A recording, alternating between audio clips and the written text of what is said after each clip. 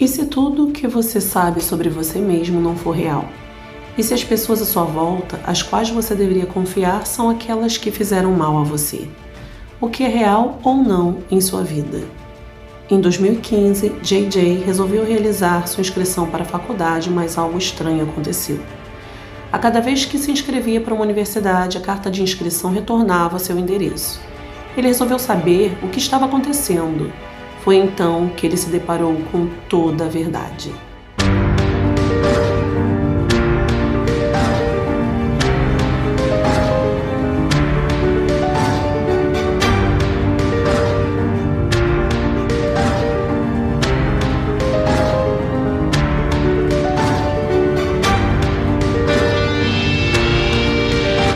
Sejam muito bem-vindos ao meu canal Serial Crimes.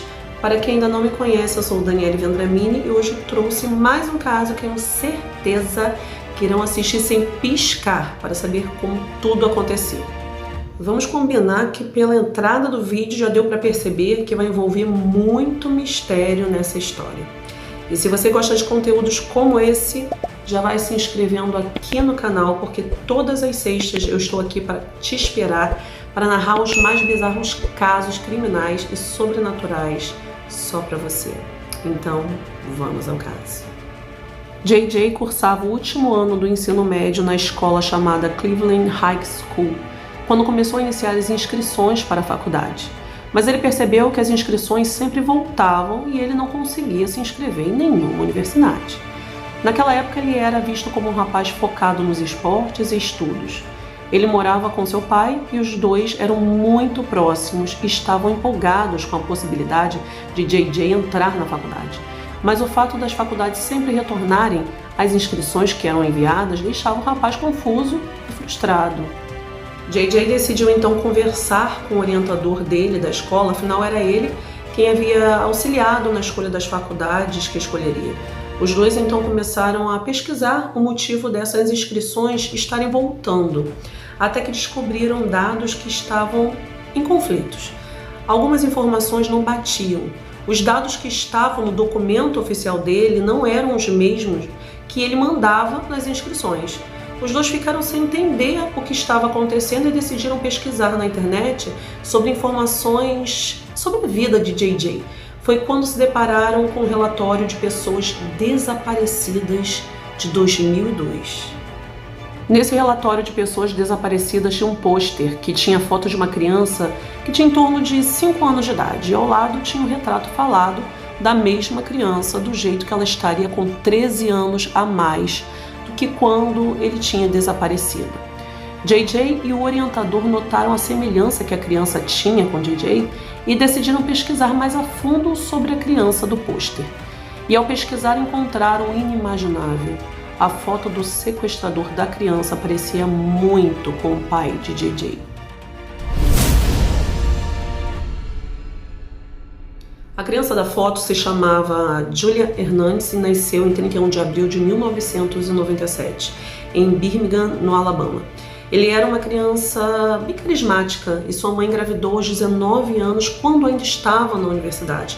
Foi quando ela conheceu Bob Hernandez. Ele era bem mais velho que ela, na época ele tinha mais ou menos uns 30 anos. Era veterano da Marinha e os dois viviam no mesmo complexo de apartamentos, onde se conheceram e ela engravidou. Dessa forma eles decidiram morar juntos até Julian completar 5 anos. Foi quando os dois começaram a ter várias discussões por problemas pessoais, como o fato dela estar na faculdade e Bob não ajudá-la nas tarefas domésticas, além dos dois estarem em um relacionamento realmente abusivo. No dia 28 de agosto de 2002, os dois tiveram uma briga terrível, que fez com que ela quisesse dar um ponto final na relação, e naquele dia Bob ameaçou dizendo que se ela terminasse, ela jamais veria seu filho. Mas ela não acreditou em suas palavras. Foi quando ela saiu de casa por algum momento e quando ela voltou para casa não encontrou o filho nem Bob. Ela começou a procurar os brinquedos e roupas de Julian e percebeu que não estavam mais lá. Como se não bastasse, Bob sacou todo o dinheiro que os dois tinham uma conta conjunta, deixando ela sem nada. Foi quando ela viu um bilhete que dizia que ele estava levando o filho deles. A mãe imediatamente foi até a polícia e reportou o filho como desaparecido. A polícia começou a procurar em alguns lugares que pareciam ser mais prováveis de encontrar os dois. No trabalho de Bob, na casa de familiares, mas ninguém sabia nenhuma notícia de ambos. O caso tomou atenção nacional e muitas pessoas tentavam ajudar com informações sobre o paradeiro da criança, mas nenhuma dessas pistas levava de fato a polícia a encontrar alguma solução. Muitas pessoas na Flórida afirmavam terem visto os dois por lá e a polícia fez uma grande busca pela região, mas não encontraram nada. A mãe de Julian estava desesperada com o sumiço dos dois e sem saber que os dois já estavam em outro estado e o nome de Julian já havia sido mudado para JJ e o nome de Bob agora era Jonathan Mandina. JJ cresceu sem saber da verdade sobre sua vida e sobre sua mãe. Seu pai contou que sua mãe havia o abandonado há muitos anos e Julian cresceu com esse pensamento sobre a mãe. Ele simplesmente não lembrava do real acontecido e de sua vida passada. Seu pai, apesar de tudo, sempre o apoiava em tudo. Era um pai muito presente em sua vida. Julian nunca poderia desconfiar que ele pudesse fazer algo tão cruel como raptar o próprio filho. A mãe de Julian o procurou por 13 anos e buscava por qualquer notícia do filho sem desistir. Ao descobrir toda a verdade, não se sabe bem como JJ reagiu, mas existe um usuário no Reddit que começou a postar umas coisas no fórum falando que ainda amava o pai, que não sentia raiva dele e que seu pai fez de tudo para lidar da melhor forma com os erros que ele cometeu. E ele claramente sente remorso. Ele dizia que seu pai havia o criado muito bem e que não se lembrava da mãe. Também disse que o casal havia feito um acordo que, caso se separassem, o pai teria a guarda dele. Por isso, Bob levou Julian embora. Porém, ele teria recebido uma ligação de um juiz pedindo para que ele devolvesse o filho e foi aí que ele tomou a decisão de fugir. Esse post foi escrito e deletado bem rápido e não há como verificar se foi realmente escrito por JJ. Assim que a história foi descoberta, o pai de Julian foi preso por sequestro e acusado por modificação de registros e falsificações, pois ele alterou todos os documentos do filho e o nome dos dois. O julgamento de Bob deixou a todos com sentimentos conflitantes, pois envolvia muito sentimento e emoção. Os depoimentos deixaram a todos sem saber o que pensar. O amor pelo filho era nítido em Bob. Durante a sentença, a promotora do caso que acusava Bob o descreveu como um homem manipulador que tinha levado o filho embora e ainda dizia que a própria mãe tinha abandonado a criança.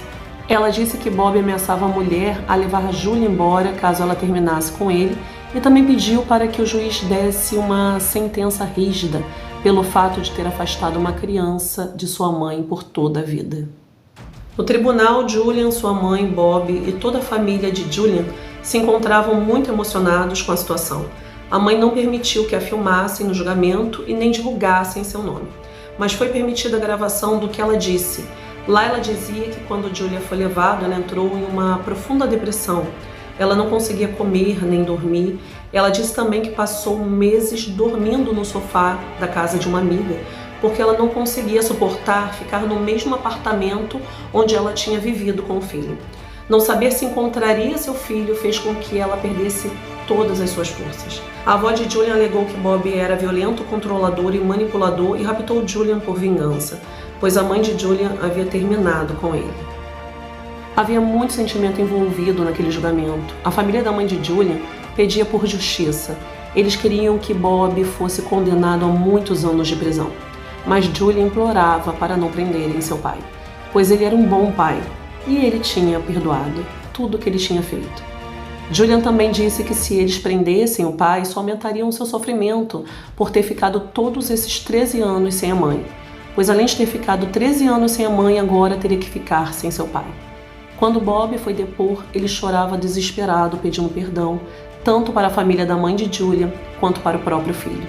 E ao dar a sentença, a juíza descreveu o caso como o pior pesadelo de uma mãe, mas por Julian ter implorado pelo pai, a juíza pensou que não seria justo dar uma sentença tão longa e acabou decidindo que Bob seria preso por 4 anos de prisão e 5 anos de liberdade condicional.